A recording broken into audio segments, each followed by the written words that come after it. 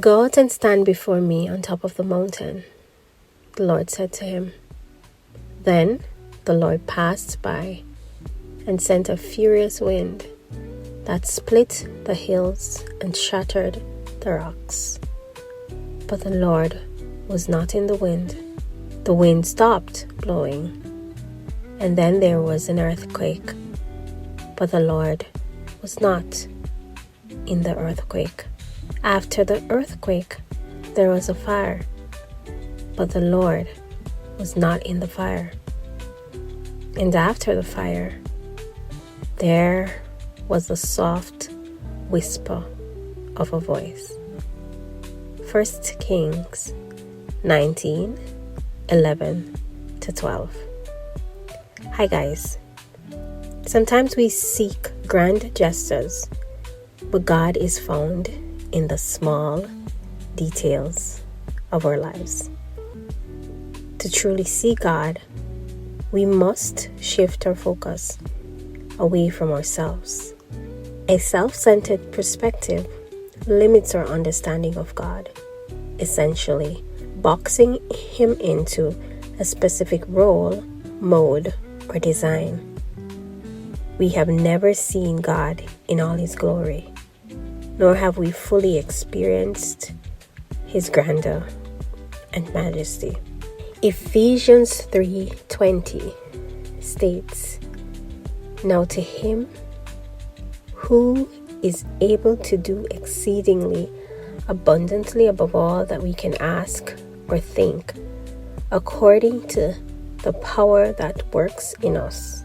Yes, God can do far more than we can ask or even imagine, exceeding our expectations through the Holy Spirit. Our minds cannot fully comprehend this reality. Therefore, placing limits on God is not a wise choice, as we cannot even grasp His boundlessness. Additionally, being controlling is one of the greatest forms of self-sabotage. I've been receiving the message about letting go constantly and consistently for a few weeks. While I don't know what the future holds, I have to detach ourselves from comfort and familiarity in order to grow up, out, and away. Whenever I talk about stepping out in faith, I like to reference the lepers in 2 Kings 7. They were suffering from an illness at the gate of their city, whilst simultaneously starving. They realized that if they stayed where they were or returned to their own city, they would certainly face death. However, if they approached the enemy's camp, death was only a possibility, and so was the chance of being spared and fed. They decided to take that leap of faith, which not only saved their lives, but also the lives of their entire nation. The future is ahead of us. How we get there depends on what we are willing to do right now. Our posture in life is crucial. Sometimes we must fake it or faith it until we make it, summoning faith even when we feel uncertain. We can look to the Shunammite woman in 2 Kings 4, who received a prophecy from the prophet Elisha that she would have a child within a year, and she did. Some years later, that child died.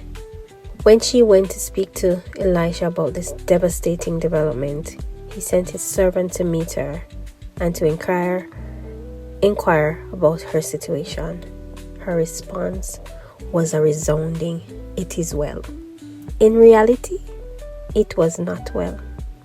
She left a dead child at home, a child she never expected to have in the first place. This was her miracle baby, one she had stopped hoping for. Yet God remembered her kindness towards his prophet and rewarded her. Luke 6:38 speaks to the reciprocity that accompanies giving. Give to others, and God will give to you. Indeed, you will receive a full measure, a generous helping poured into your hands, all that you can hold. The measure you use for others is the one that God will use for you. The Shunammite woman received far more than she gave. When she faced the tragedy of losing her joyful son, she went directly to the prophet Elisha. Nothing was going to prevent her from having that urgent conversation. She made it clear she would not leave his side until her issue was resolved. If you're experiencing a setback or disappointment, remember that God's plans for you are good, pleasing, and perfect, as it says in Romans 12:2. And nothing happens without God's permission, and he is in control, working everything for good, as it states in Romans 8:28. So, have faith. Stay positive and speak life into every season. Talk to God consistently. Listen for his voice amid the noise, the bass, the trebles, the screams, the shouts, the sighs, and the cries. He attends to the desires of our hearts and knows our needs and wants. I am grateful to say that at the end of this season, it is well. The lines in Aladdin's song says, a whole new world, a new fantastic point of view. No one to tell us no or where to go or say we're only dreaming. It is interesting how the final episode of this season revolves around new beginnings. Sometimes I'm caught off guard when things seem to fall into place in an unexpected way. But the Spirit is right anyhow. I may not fully understand what's happening, but I feel movement, shaking and pressing and twisting and transformation all around me, and I'm here for it. I've been waiting because I'm determined to trust him with my outcomes and the small details of my life. I know there are some difficult steps ahead, so it's vital for me to ensure that my answers come from him. I want to make sure that these feelings are not just instincts, but divine guidance. That is why I've been seeking signs, dry ground and wet fleece, and wet ground and dry fleece.